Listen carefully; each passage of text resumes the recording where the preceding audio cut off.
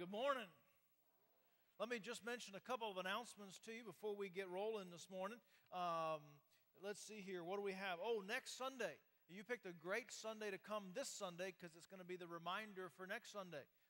Next Sunday is our fifth Sunday, and what we've kind of started this year and hope to do for some time going forward is that on the fifth Sunday, we're going to do a couple extra things. That includes we're going to celebrate the Lord's Supper every time we have a fifth Sunday, our communion service. So come plan to be here for that. The other thing is we want to make sure it's an opportunity for us not to just to think about ourselves, but we want to think beyond ourselves. And so on the fifth Sundays, we're going to be collecting non-perishable food items for the Eunice Food Bank. They get a big bunch at the end of the year, and then they kind of hold on tight all the way through the year to make that. And so we want to encourage them and we want to reinforce their supplies. So as you came in today, there's a couple boxes there to just kind of remind you. Be thinking about bringing those this week. I'll probably try to send out a message to you during the week, but bring some non-perishable food items. And then because this is the fifth Sunday that falls in the middle of the summer, we're going to do a dinner on the grounds next Sunday, which is always a fun thing for us to do. You bring food for you and for a couple extra for your family and for a couple extra folks. Now, in the bulletin, there is a list there based on your last name. There's the assignment there. Now, there's been some folks that have been swapping last names.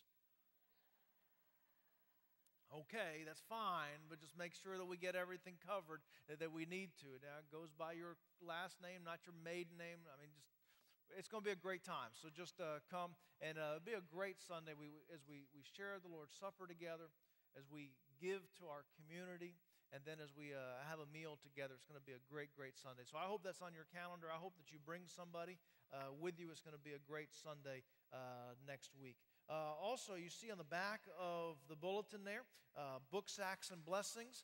It's that time of year. Parents, I don't want to bring it up, but, the summer is almost over, and going back to school, that means we need to help our kids with our school supplies. We've been doing this for 4 years. This will be our fifth year for us to do this. We help about 70 kids a year. That means we've helped about 280 different kids that show up on the first day of school with no school supplies, and we hand them a book sack full of everything that they're going to need for the year. It's a powerful blessing and a powerful opportunity that we have to do as a church.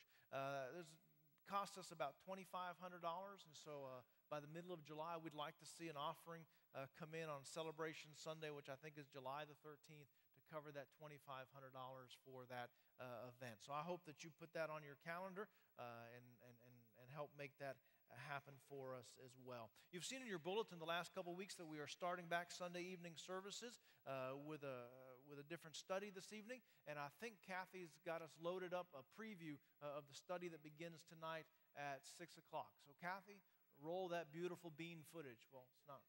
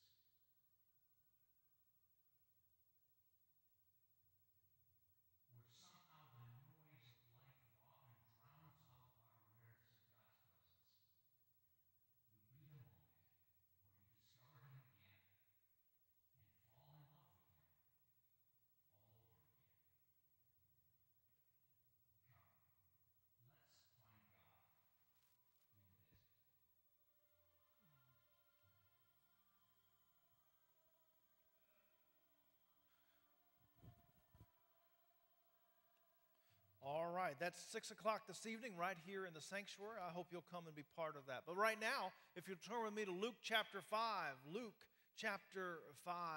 We've been continuing our sermon series of divine diagnostics, taking a look at the things that ail our soul, some of the things that can block us and stand between where God wants us to be. And we've kind of gone through a list of several of these things. We've talked about unbelief, and we've talked about unforgiveness, and we've talked about sin, and we've talked about some divisive people that can unfold into our life that can block us from where God wants us to be.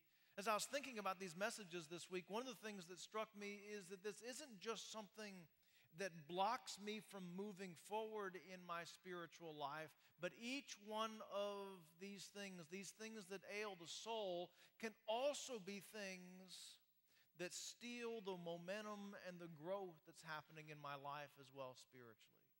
Have you been to one of those places? Have you had that kind of experience where, man, just things are just really on fire for you spiritually? And maybe you came back from a camp or a retreat.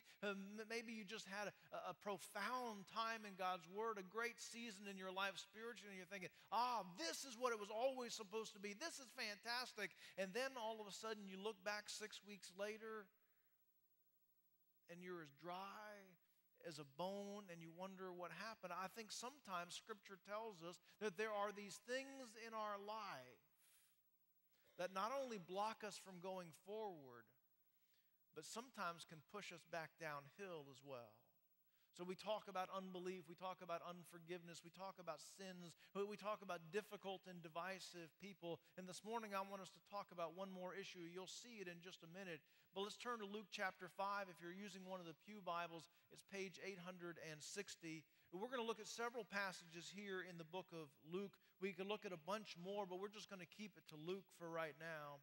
We begin with Luke chapter 1, or Luke chapter 5, verse 1 through 11. It says, on one occasion, while the crowd was pressing in on him to hear the word of God, he was standing by the lake of Gennesaret, and he saw two boats by the lake, but the fishermen had gone out of them and were washing their nets. Getting into one of the boats, which was Simon's, he asked him to put out a little from the land, and he sat down and he taught the people from the boat. And when he finished speaking, he said to Simon, put out into the deep and let down your nets for a catch. Simon answered, Master, we toiled all night and took nothing. But at your word I will let down the nets. And when they had done this, they enclosed a large number of fish, and their nets were breaking. They signaled to their partners in the other boat to come and help them. And when they came and filled both the boats so that they began to sink. But when Simon Peter saw it, he fell down at Jesus' knees, saying, Depart from me, for I am a sinful man, O Lord. For he and all who were with him were astonished at the catch of fish that they had taken. And so also were James and John, sons of Zebedee, who were partners with Simon. And Jesus said to Simon, Do not be afraid. From now on you will be catching men. And when they had brought their boats to land, they left everything and followed him. I want you to see in this passage, we're going to look at several more, but what catches me in this passage is that they quit fishing on their greatest fishing day ever.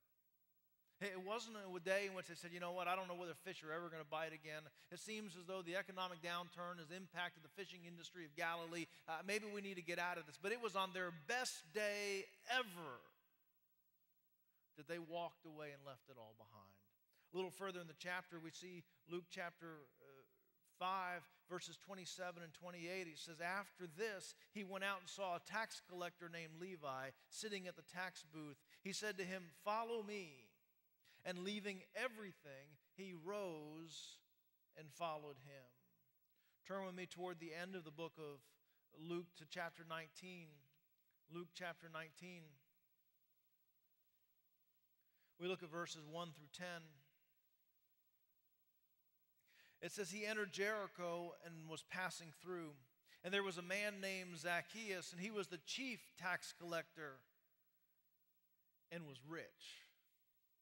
And he was seeking to see who Jesus was, but on account of the crowd he could not, because he was small of stature. So he ran on ahead and climbed up into the sycamore tree to see him, for he was about to pass that way. And when Jesus came to the place, he looked up and said to him, Zacchaeus, hurry and come down, for I must stay at your house today. So he hurried and came down and received him joyfully. And when they saw it, they all grumbled, for he has gone to be the guest of a man who is a sinner. And Zacchaeus stood and said to the Lord, Behold, Lord, the half of my goods I give to the poor. And if I have defrauded anyone of anything, I restore it fourfold. And Jesus said to him, Today salvation has come to this house, because he is also a son of Abraham. For the Son of Man came to seek and to save the lost. If you'll turn back one page to Luke chapter 18 and verse 18. And it says, A ruler asked him, Good teacher, what must I do to inherit eternal life? Jesus said to him, Why do you call me good? No one is good except God alone. You know the commandments: do not commit adultery, do not murder, do not steal, do not bear false witness, honor your father and mother. He said, All of these things I have kept from my youth. When Jesus heard this, he said to him, One thing you still lack. Sell all that you have and distribute it to the poor, and you will have treasure in heaven, and come follow me. But when he heard these things, he became very sad, for he was extremely rich. In fact, in the parallel passage in Matthew chapter 19, it's a little bit more clear here. It says he went away sorrowful because he was extremely rich. What do we have here? What do we see here in these passages that we've looked at here in the book of Luke? I want to observe just a few things, and I hope that you'll see them with me. The first thing that I want you to see is that following Jesus will rearrange my life. Following Jesus will rearrange my life. Now, there are some people who come to Jesus in a place, if we'll just be honest, a place of desperation. They come to Jesus, they discover Jesus in the midst of great brokenness, and in that brokenness, in that desperation of their lives, they fall on their knees before Jesus and they cry out to Jesus and say, Take everything, it's yours. In most cases, they were saying, take everything, because they were saying, I don't want any of my stuff anymore. It is so broken. It is so messed up. You've got to have it. Dear Jesus, take it. It's yours. It belongs to you. Everything that I have, you take it. Every part of my life, take it. Have it. I need it all changed. Take everything that I have. And there are people who come to Jesus in that kind of setting. In fact, some of you that are here this morning have come to Jesus in that kind of moment. You can look back to that kind of brokenness and desperation in your life, and you said, I've got nothing else. Jesus, you have to rescue me from everything. But there's also, and I think that this is less spoken out loud, I'm pretty sure this is less spoken out loud, but there are some people who come to Jesus and say, I want Jesus. I'd like to have Jesus in my life. But I don't want my life to change. I'd like to have Jesus. But life's going okay. I'm doing all right. And in fact, not only am I doing all right, but I've got a plan to do better. In fact, if these couple of things will fall into place, not only is my life good today, but it's about to get better, whether it be your career, whether it be your family, whether it be a relationship, whether it just be living out all the things that you want to do and all the freedom that you want to have. You're like, you know what? Life is pretty good. So Jesus, yes, you have some things that you have to offer, and I appreciate that. And yes, I know that I need Jesus, and I'd like to add Jesus to my life, but really, Jesus,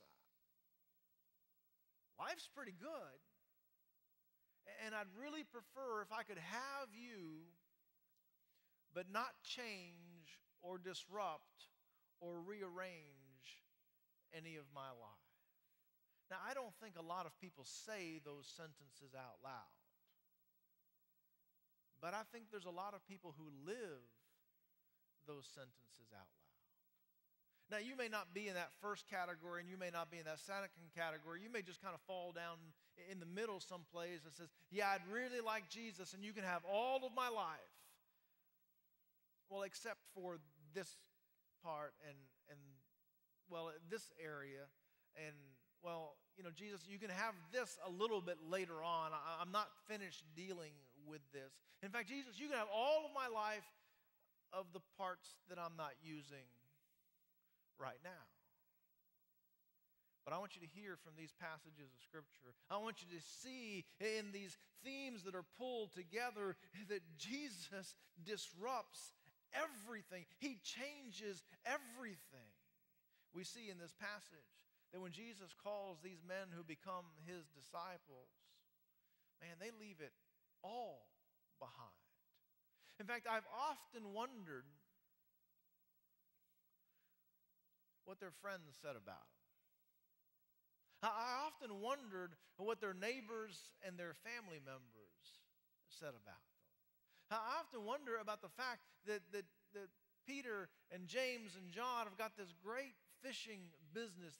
A lot of times they would fish from the shore, but these guys had enough money that they had multiple boats. They had a partnership, man. They had it together. This was the family business that was really blowing and going. It was fantastic. And then all of a sudden, this strange guy from Galilee walks by and says, "Follow me."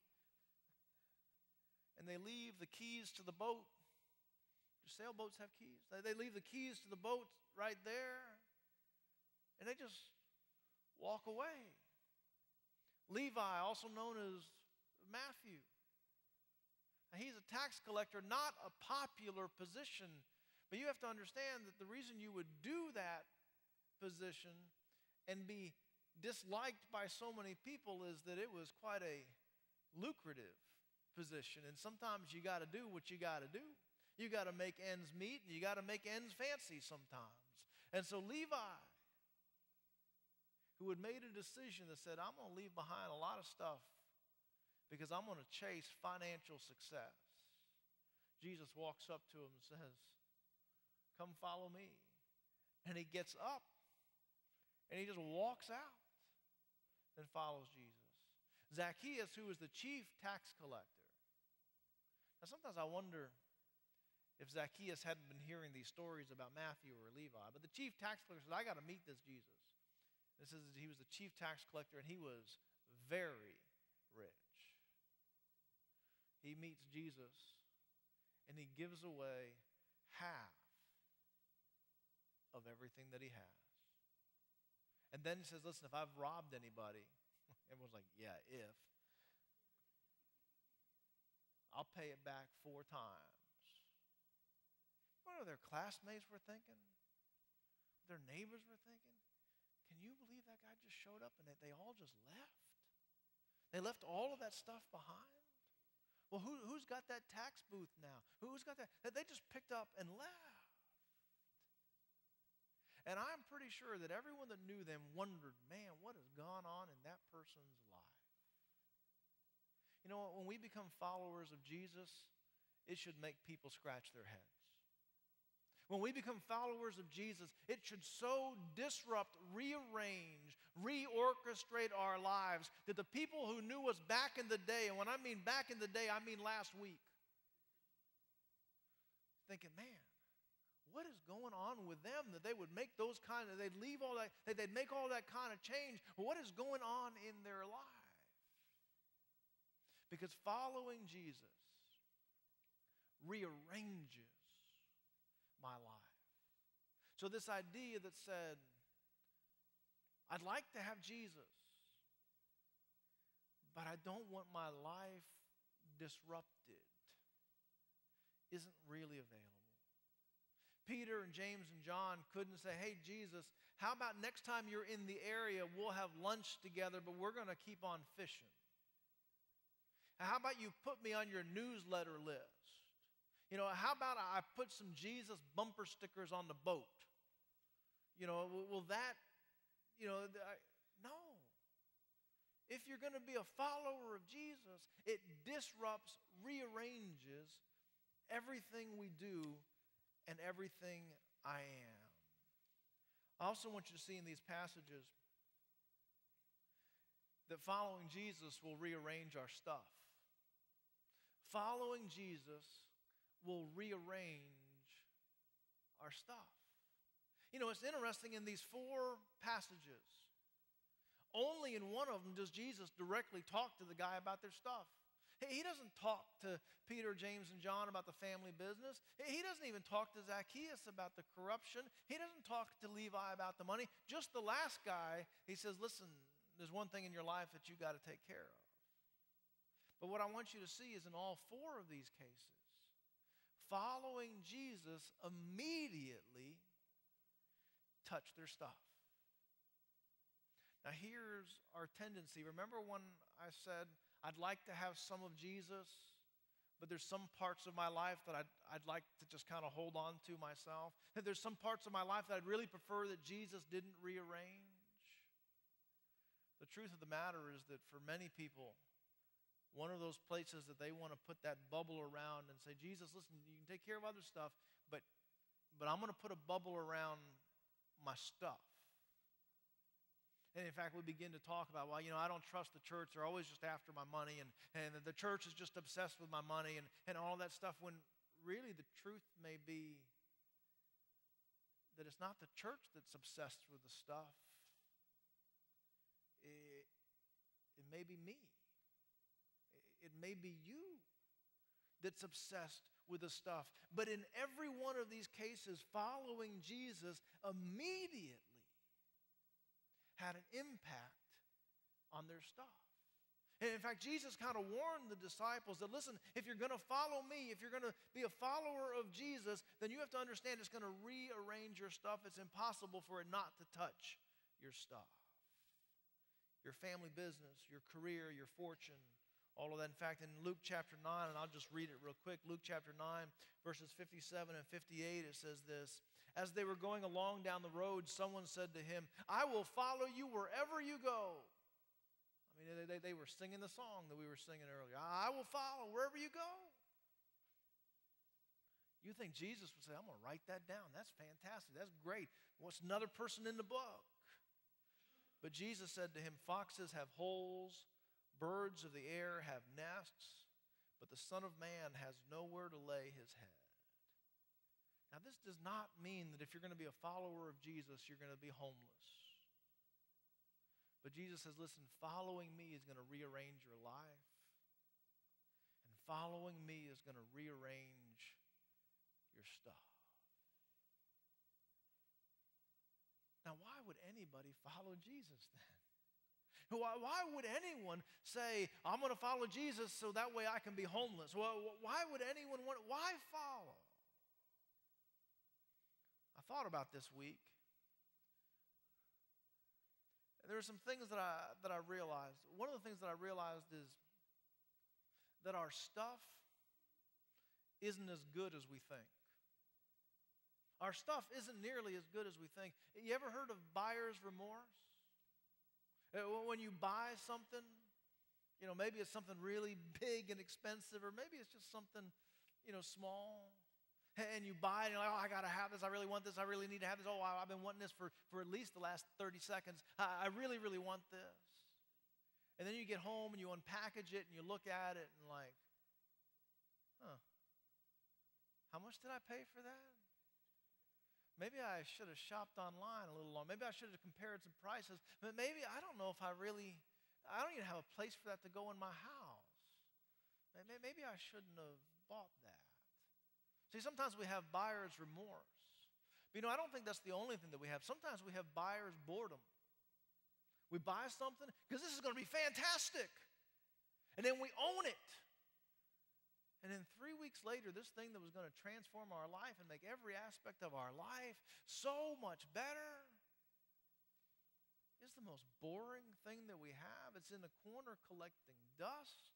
You know, we don't even use it anymore. So we have this emphasis that says, I've got to have this stuff.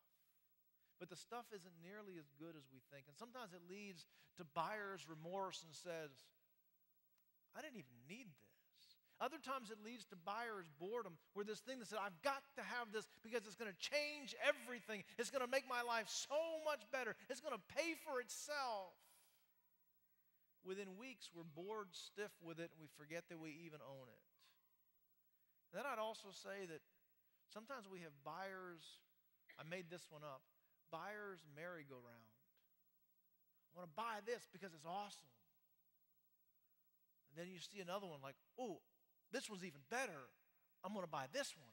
Oh, this one's even neater. I'm going to buy this one. Oh, I've got to have this one. And the moment that we have it is only passes just for a moment. Then we got to buy the next one, and then the next one, and then the next one. I need this, and I need this, and I need this. And that can unfold in so many different parts of our life. For some of you, you shop cars that way.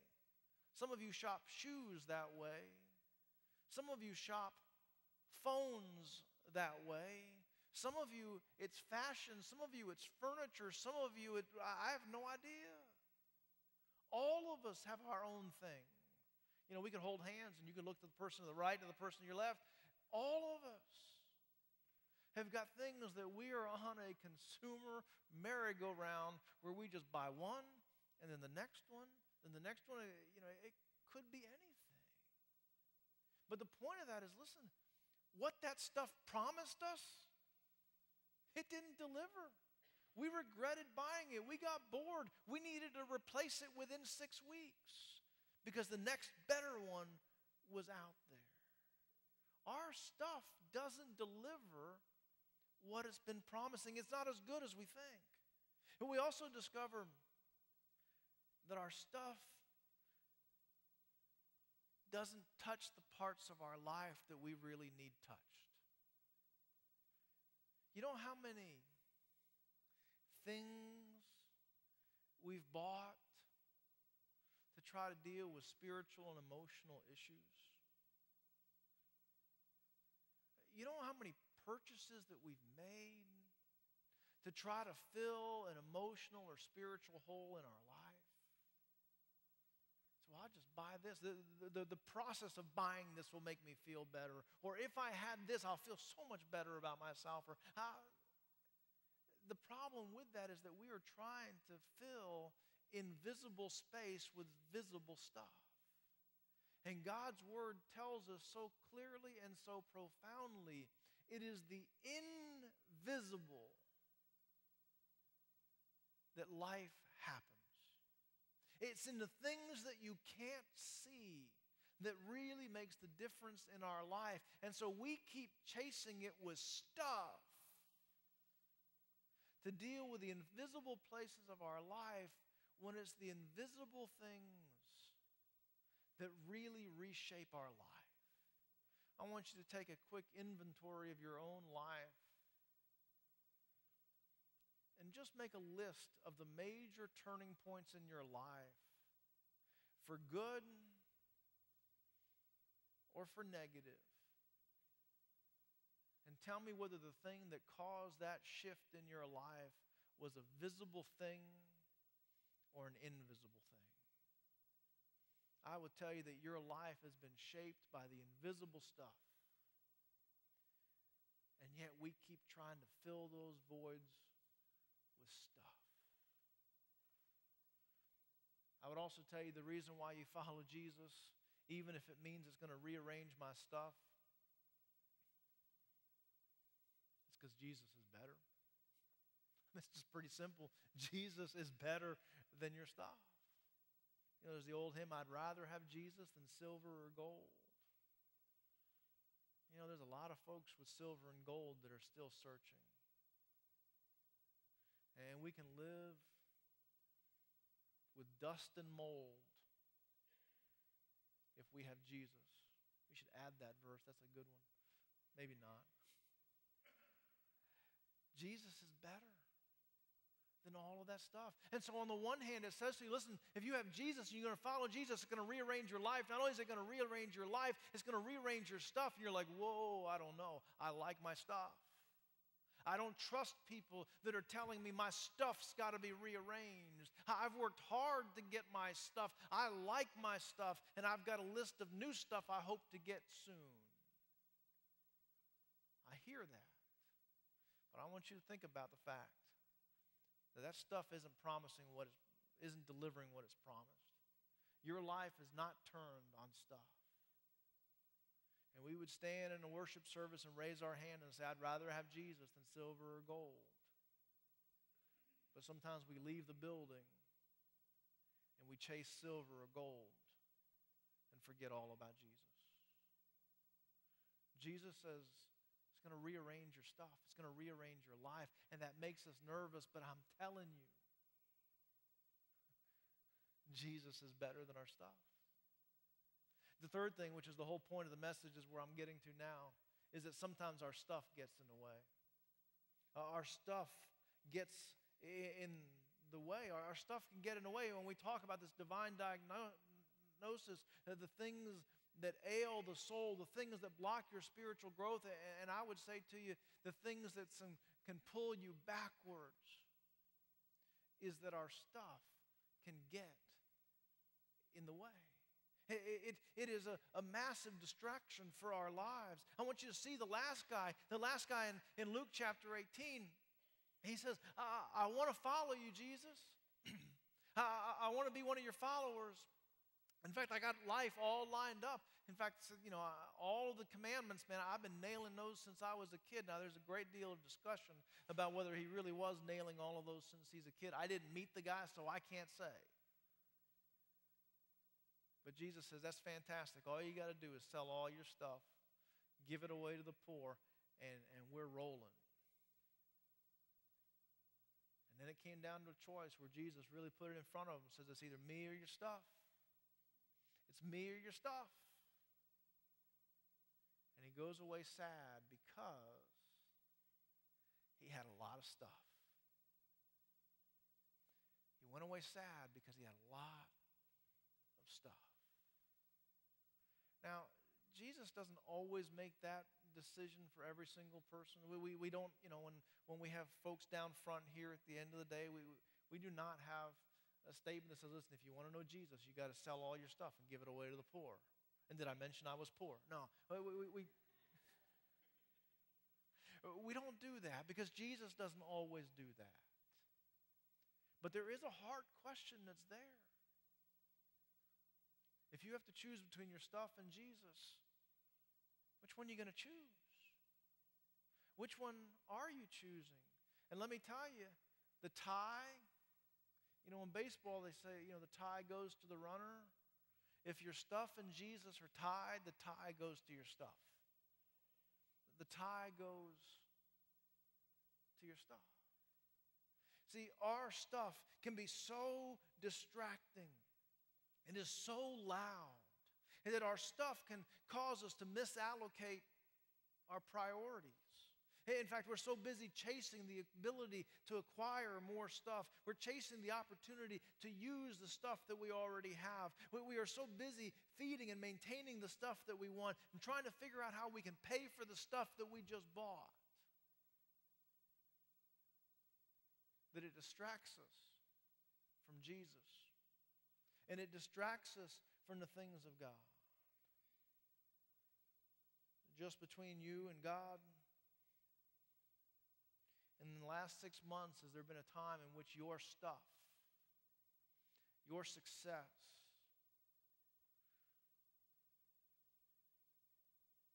your progress in life has caused you to rearrange your spiritual life? And you've not been in the places where you were supposed to be. You weren't focused on the things you were supposed to focus. You weren't chasing the things you were supposed to chase because you had stuff on your mind.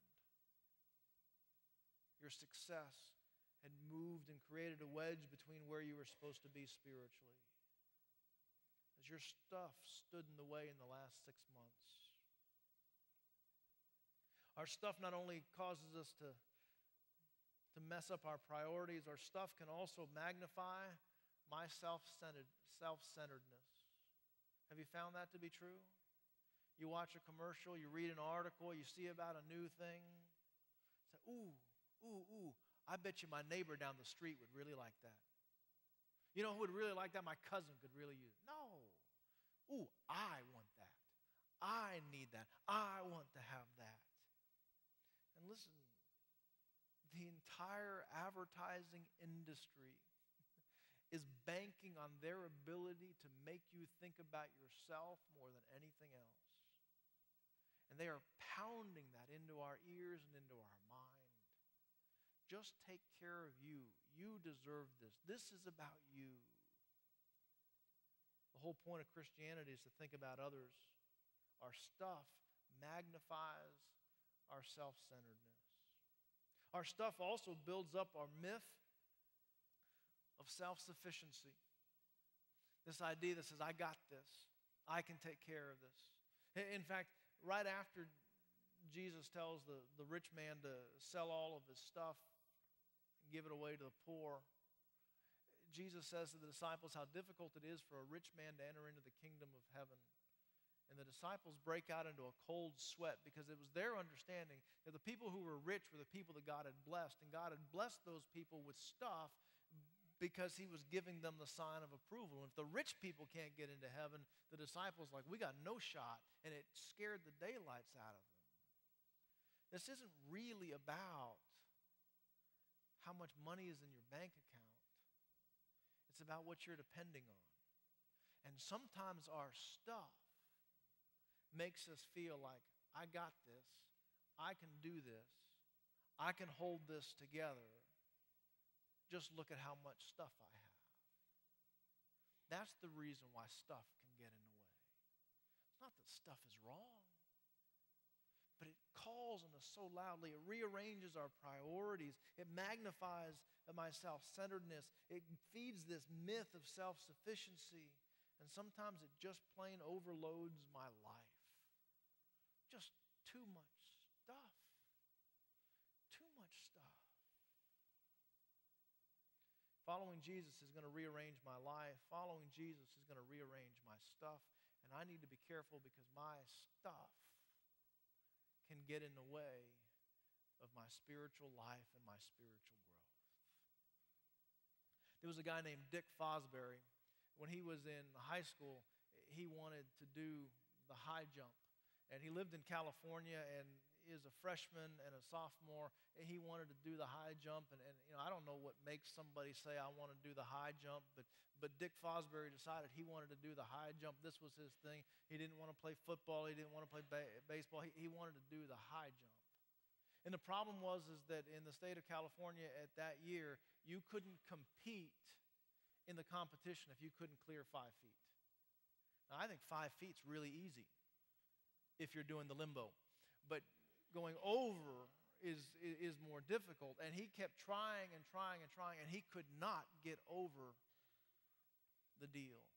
Well, he'd been watching people do the high jump for a long time, and they would back up a long way, and they'd run, and then they would jump over head first, and they'd have to get their knees over the pole so they didn't knock over the pole.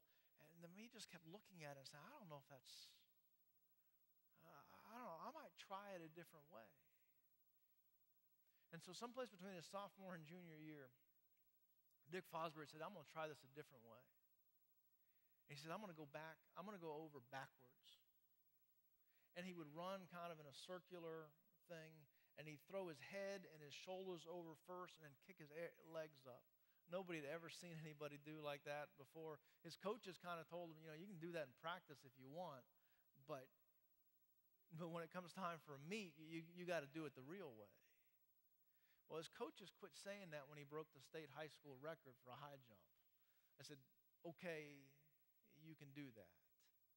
And in fact, about 5 or 6 years later, Dick Fosbury won the Olympic gold in 1968. And he invented, if you ever watch the high jumps go over now, it's called the Fosbury flop. And in fact, 34 of the last 36 gold medalists or medalists in the Olympics have used the Fosbury flop to do it. Now, what that meant was that there was a way in which everybody said, this is the way you do it. This is the way to success. And Dick Fosbury said, I wonder if there's a different way to success.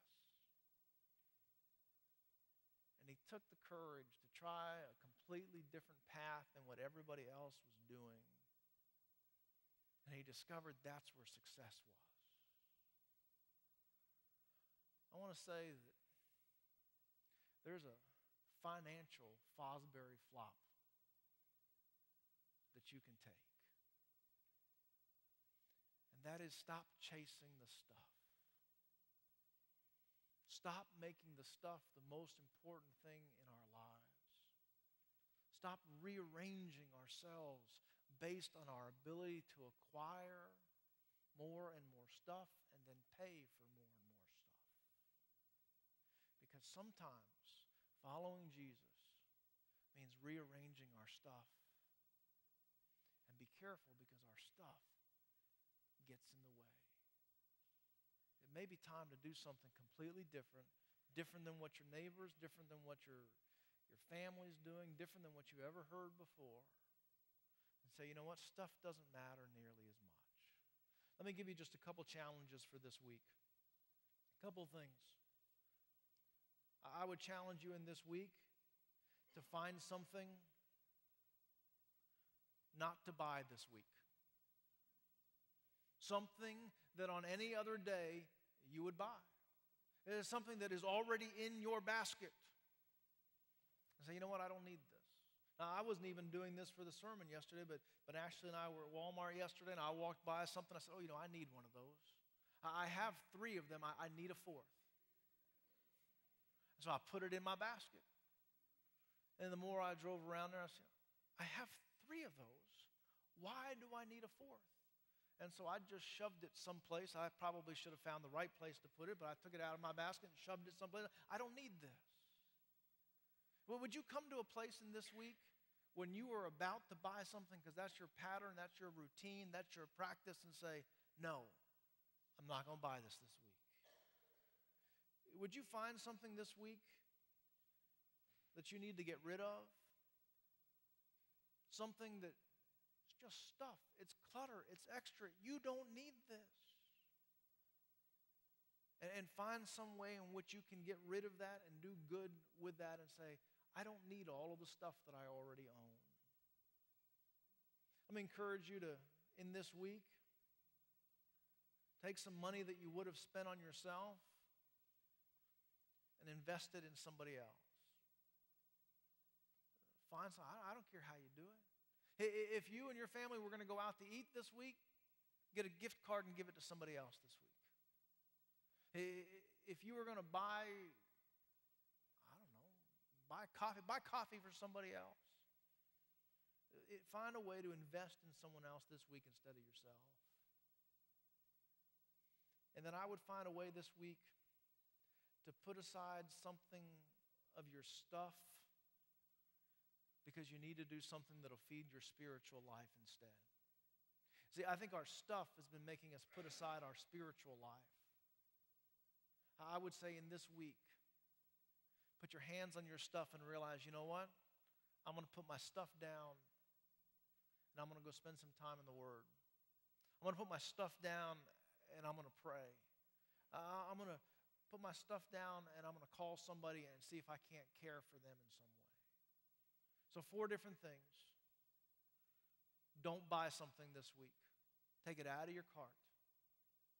Get rid of something this week. Invest in somebody else. And then set aside stuff so that you can do something that feeds your spiritual life in that place instead. Let me pray for you and see if God can't rearrange our lives. Our Heavenly Father, it's kind of a tough passage for us because we can't really hide from it. We're either going to change the way we deal with our stuff or we're not. And it's kind of plain to see. And Lord, it's kind of scary because we feel more secure with our stuff. In fact, we have a lot of trust in our stuff. not enough trust in you. I mean, that's just true for the vast majority of us. That's why this makes us uncomfortable. We know that our stuff does these things. But Lord, would you give us the courage to rearrange so that you can come first in more and more parts of our life? And some of the drain and the distraction of our stuff could be set aside. Lord, I pray this for my life, and I pray that for folks across the room today. I pray this in your name. Amen.